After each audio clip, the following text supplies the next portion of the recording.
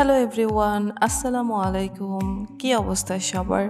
আজকে অনেক দিন পর একটি লং ভিডিও নিয়ে চলে এসেছি। আর এইখানে আমি গিয়েছি নরসিংদীর মেঘনা নদীতে। আমরা মোটামুটি ২০-২৫ জনের মতো গিয়েছিলাম।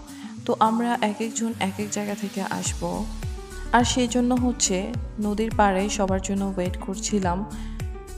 সেদিন প্রচণ্ড রোদ আর বেশ গরম ছিল। আর সেই কারণে বোট জার্নিটা চুজ করা।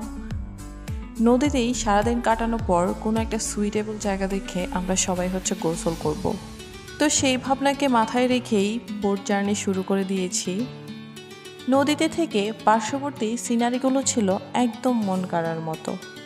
আমি একটি জিনিস খেয়াল করেছি, নদী তীরবর্তী জায়গায় এই ধরনের ইটের ভাটাগুলো স্থাপন করা হয়ে থাকে। পাশে এটি ফিশারি, মানে মাছের ঘের। এখানে কৃত্রিমভাবে মাছ উৎপাদন করা হয়ে থাকে। প্রায় ঘন্টা দুয়েক যাওয়ার পরে দেখতে পেলাম নদীর পাশে বাঁধ দেওয়া আছে আর ঘাটও আছে। তো দেরি না করে সেখানেই নেমে গেলাম আমরা গোসল করার জন্য।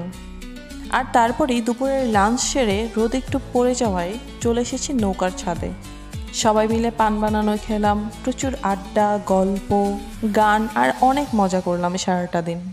আর এখন প্রায় সন্ধ্যা নেমে যাচ্ছে, সে কারণেই আমরা আস্তে আস্তে নিচ্ছিলাম ফেরার প্রস্তুতি। অনেক দিন পর পরিবারের সবার সাথে এত ভালো একটি দিন কাটালাম। আশা করছি ব্লগটি তোমাদের কাছে ভালো লেগেছে।